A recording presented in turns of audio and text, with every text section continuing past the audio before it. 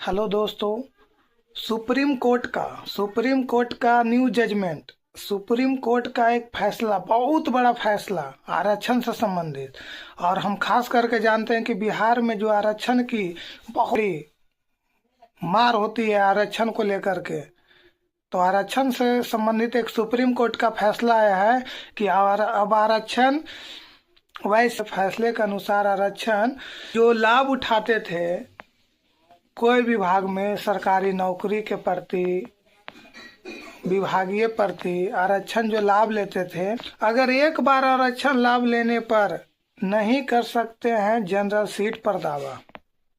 कहने का मतलब हुआ, जब आप एक बार अगर ओबीसी से आते हैं, ओबीसी से अगर आप फाइट कर रहे हैं तो आप जनरल में नहीं जा सकते। पहले होता था क्या कि ओबीसी हैं, एसी हैं, एसटी हैं, अगर अधिक नंबर आता है आपके पास, और सीट तो कम रहता है, ओबीसी का तो सीट बहुत कम रहता है। अगर ओबीसी का सीट अगर 100 गो है, जनरल जो है अगर 70 पर मेरिट बनाता है, आपका 75 नंबर है, अगर ओबीसी 80 पर बनाता है, आपका 75 नंबर है, तो आप जनरल से फाइट कर जाते थे और जनरल से आपका जॉब भी हो जाता था। मगर अब सुप्रीम कोर्ट फटकार दिए। सुप्रीम कोर्ट का बड़ा फैसला, सुप्रीम कोर्ट डायरेक्ट बोले हैं कि अब ऐसा नहीं होगा। अगर एक बार वो आरक्षण का लाभ उठा लेते हैं तो जनरल से उनको फाइट करने का कोई हक नहीं है।